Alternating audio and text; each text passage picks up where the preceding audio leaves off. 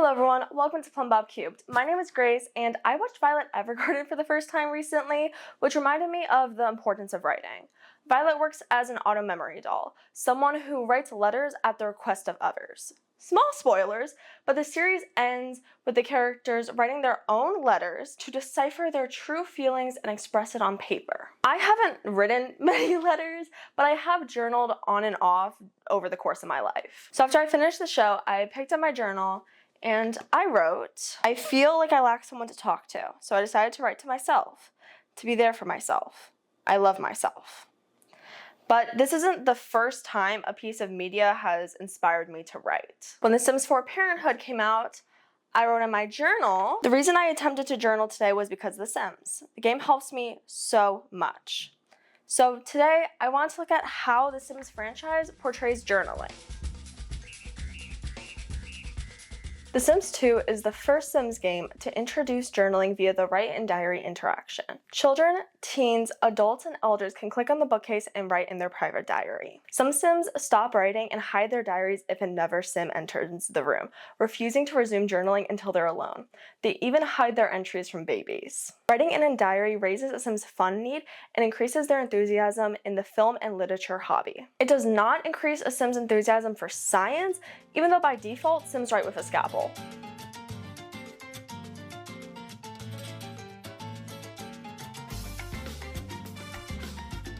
Like the first Sims game, The Sims 3 does not have journals or diaries. A player could use the memory scrapbook or the Sims 3 University Life's blog feature, something akin to a diary, but it's not the gameplay of grabbing a journal and then sitting down to write. The Sims 4 Parenthood reintroduces diaries to the franchise with the build mode item Private Journal. Contains secret dreams and wishes. Snooping siblings keep away. Found in the activities and skills menu. Children, teens, young adults, and elders can write and journal. This interaction is reflavored as rant about stress when a Sim is feeling tense, express melancholy thoughts when feeling sad, scribble furiously when feeling angry, and confess embarrassing moments when I'm feeling embarrassed. Relive memories, which gives Sims a random emotional moodlet. Hide journal, locate journal, and snoop and journal if the Sim isn't the journal owner. Children and teens who successfully snoop will reduce their empathy character value, but Sims of all ages who successfully snoop will earn a confident moodlet. If the journal's owner notices another Sim peering through their journal, the owner will get angry and the snooping Sim will get an embarrassed moodlet. After journaling, Sims earn another day, another entry happy moodlet for 4 hours, along with increasing their writing and creativity skills. Children and teens can write or relive memories using the journal to develop their emotional control character value. Additionally, Sims with a practice makes perfect trait sometimes write in a notebook. You can read what they wrote by clicking on the notebook found by their cell phone. So as I said earlier, I've been journaling on and off over the course of my life, and so I have 9 journals, right? And before I get into these lovely journals, I wanted to talk about how journaling is more than just sitting down to write. One way that I have journaled is through art. You know, my first Christmas away from my parents' house and being interested in Satanism and knowing about the holiday of Sol Ikavist, which is described as the celebration of being unconquered by superstition and present and consistent in the pursuit and sharing of knowledge, right? So I made this. It has the sun, it has Jupiter and Mars, which are the planets for Sol Ikavist. I don't really like Christmas, you know? So whatever holidays are there, I don't have to do the traditional celebration.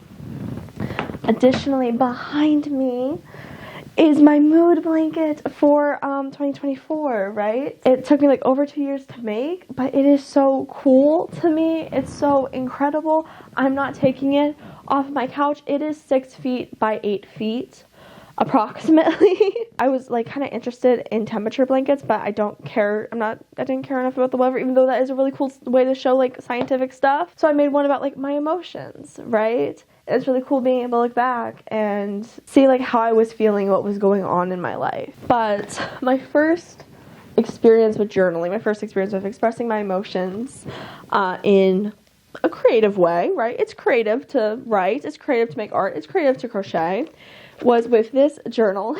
I was in I want to say 3rd grade. I didn't love the aesthetic of it.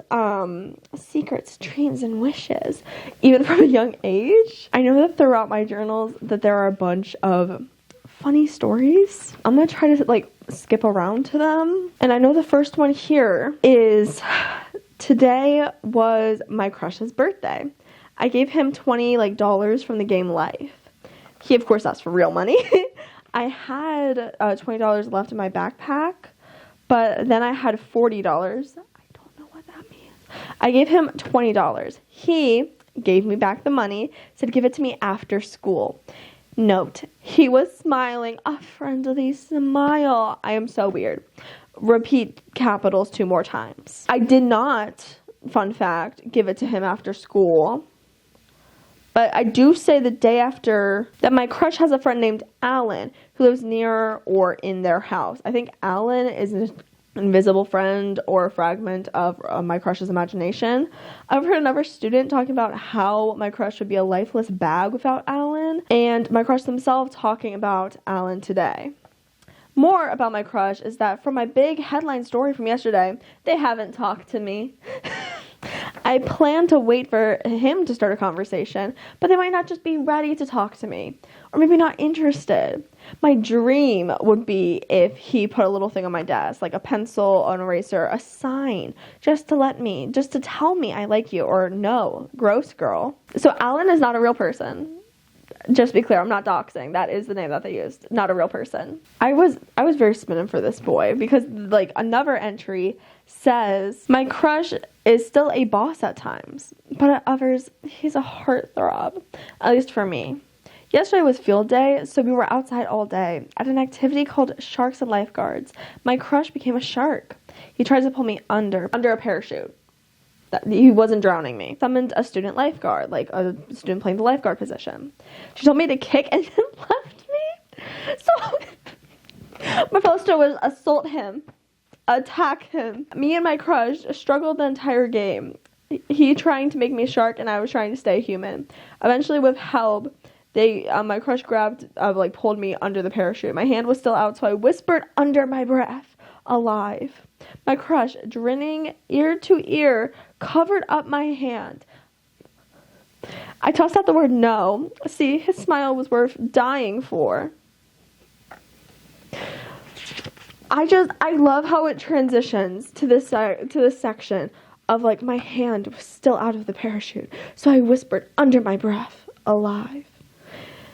Grinning ear to ear, he covered up my hand, and I tossed out the word no in a fake rebellion. Like, okay, Miss Romanticy or something. The Sims 4 just came out with a new Parenthood pack. I've been looking for this entry. If you buy a journal for your Sims to write in, they deal with emotional control better. That's all the observations I had on it, okay? I didn't see anything else interesting here, but now in the next journal, it says, there's an other in all of us. It was given to me, I want to say I believe it was by one of like the special education teachers. I was on a special education class, but she gave this specifically to me. But there's another in all of us. I like to imagine that she was like, I see what you are. Here's something to help. And I actually have like the note that this teacher gave me and says, Grace, thank you for being the nicest, smartest, most pleasurable students I have ever come across. It is because of you, my days at work here at school are always the best. Smiley face. Your kind words, willingness to help other students, and your amazing smile will truly be missed. Keep up the great work and continue to be successful with everything you do. I know you will be a fantastic 6th grader. Otherwise, she's like, you have a fantastic, amazing smile, when that is one of my least favorite qualities about my face, is I don't think I smile well. Look through all my yearbooks. They're basically just me grimacing at a camera. Right? I think my actual smile is cool, but I cannot do a fake smile. Right? Basically, the second entry of this journal is me transcribing a text conversation I had with, the little crush I had in this journal. Because I, gave him my number. I didn't do that. I slept my number, in his locker or something, and then let him text me, and I was, pretending to be anonymous because I didn't want anyone to know. Not assertive whatsoever. But we were fighting about Hogwarts and how it's not real. And I didn't even like Hogwarts. It's just everyone around me at the time was like, Hogwarts is so good. You have to love Hogwarts. And I was like, literally here it says, I don't like Harry Potter, but everyone else does. So I'm over here like, I don't even like this. I would have stopped reading it after the second book because the second book was a slog for me. And, you know, all of the concerning ideologies in Hogwarts that also made it into this journal. We're not dealing with that right now. We're talking about magic. He's like, so you believe in magic? And I was like, yes. And he was like, why? You don't. Magic is fake, and all the magicians, they just have things that make it look real. And I have a magician kit. Magic is real. You haven't read the correct books yet. I give suggestions because Sam Chronicles or the Ash Chronicles. If it's magic, every real life person would know. No, they wouldn't. They don't have to believe. And magic is too smart to be seen. If magic is real, then Santa would be real. Santa is real, I say. I'm Santa. This journal literally starts with me being like, I am Santa because I gave out gifts. We had a text fight. I had a text fight over magic existing. And like what I was trying to communicate is that whimsy exists, right? And that we can have like passion and we can see like meaning in things, right? I don't really believe that tarot will determine my future. I don't really believe that doing a spell will change things, right? But it's basically saying that like we can have whimsy in our lives. There is magic in us caring for each other, you know? And this journal entry literally starts with, I just got my heart broken. I'm not mad, sad, wanting to yell. My first reaction was to be mad, but my crush can't see past my flaws. That, and I believe in magic. I can't date someone like that. Here's how it all went down. And I transcribed every single fucking message. It's multiple pages. It is multiple pages. I love how his last text is him going off on me. Just like, you act like you have the worst life. You have so much. There are people at our school who have much worse lives. I'm one of them. I'll admit I have so much, but my life's hard. I understand what you're trying to say. I was acting with so much privilege. He's so right. But he also goes to me just like, I have so much privilege, but my life's hard too. Bestie, what you're trying to say is that everyone struggles, right? You expect every friend is going to like everything you do, but sorry, the world doesn't work that way. He's so right. Not everyone has to like everything you do. So true, bestie. And what I was expressing is that I felt like I had no one in my life that even like cared about my interest.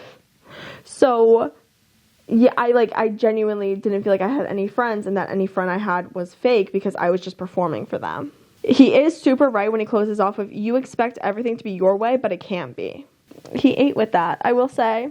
It's so funny to me how dramatic that was for me at that time of my life, because like I was being very controlling at that to him during our conversations, because it was very bad. But it's funny looking back, and I hope that he is having a great life without me in it, because girl, I was doing nonsense. He does not need to interact with me. And I know that this journal is actually from when like I started my YouTube channel, right? My channel will officially be launching on July 12th.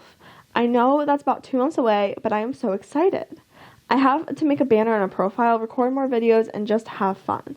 I'm expecting the best. One of the reasons I feel like I'm writing about this channel is because it's a dream of mine, and with so much time, what else am I to do? I was really passionate about this. I was really excited about being able to express my interest, especially because with that past entry, what I was trying to communicate very badly was that I felt like no one cared about my interest, and I couldn't like share my authentic self with people. And this obviously isn't authentic, but it is a way that I get to share my interests, and that makes me very happy. I'm very happy that I get to share some of my interests and hopefully, you know, entertain some people, right? The channel is launched. 3 subscribers already, along with 13 and 6 views. I was really scared to tell my friends, but I've had good responses so far. It feels so crazy. I know that I need to treat it like a job and not be embarrassed. I'm really proud that I can do this, that I'm pushing myself to have fun. It's a lot of enjoyment for me.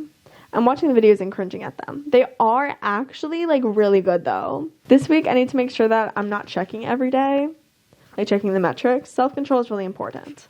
I'm just so excited to see where this takes me. I was just really excited to create a YouTube channel and express my passions that way. And I disagree around treating it like a job, because when I try to do that, I spiral. And like literally in these journals, I'm leaving out is my energy being like, I'm sorry that I didn't journal for 2 days. I'm sorry that's been so long, right? Because that mentality doesn't help you journal more. It's learning how to accept, hey, sometimes I'm going to falter, and that's okay, right? That's kind of the mentality I have around YouTube now. I was like, hey, I'm doing this to express myself creatively. And so in my most recent journal, I did write. I'm very proud of myself today. I started editing again. I crocheted. I shaved my head. I took a shower. I feel excited about the future, specifically about my YouTube channel. I did all of this on a day that started with terrible stomach issues. I'm really persevered. At another point, I was talking about future plans. I was like, I'm hoping to edit some videos I recorded for my YouTube channel. I'm challenging myself to upload at least one video a month and to resume streaming. Thinking about YouTube helps me feel more hope about the future. Really, journaling has been like so helpful in all stages of my life. I know I'm not reading from every journal, and that's because some of them have extreme trigger warnings that I don't want to go into even just browsing, right? But it's truly incredible how journaling has like helped me express my emotions, and how media has like encouraged me to journal, and how throughout that journaling I reflect on how like engaging in activities such as expressing myself creatively through YouTube has really been so beneficial. And so thank you for being here. Speaking of YouTube, I'm sorry for being inconsistent with posting. I know it's frustrating for viewers, along with being discouraging for me. My goal for 2026 is to post at least one video a month. My ideal schedule will be changing to one video a week on Wednesdays at 1800 Universal Time. I know I have multiple ongoing series, so we're going to be alternating them weekly as we did during the month of February. However, I want to slowly transition to more videos like these. So the first Wednesday of every month will be a video just generally inspired by video games. In regards to the EA buyout, my current plan is to make any Sims-inspired videos in 2026 and finish all my active Let's Plays with however long that takes me. This stance is subject to change as I learn more information about the buyout, and once I know, I will let you know. Additionally, in the future, I want to live stream Let's Plays instead of them being edited like we've done for the Nothing is Free series. I'd love to play Stardew Valley in Stars in Time, date everything, and more if you guys are interested. Maybe one day I'll even buy a Nintendo Switch and we can play Pokemon. Live stream replays are currently being moved to Plumbob Plays, and I will be streaming there once all the VODs are fully transferred. I have a theoretical ideal for shorts, but we're not there yet. We're just dealing with videos and live streams currently. If you'd like to support me, please like, comment, and subscribe. Thank you for watching, and I hope you have a great day. Bye-bye.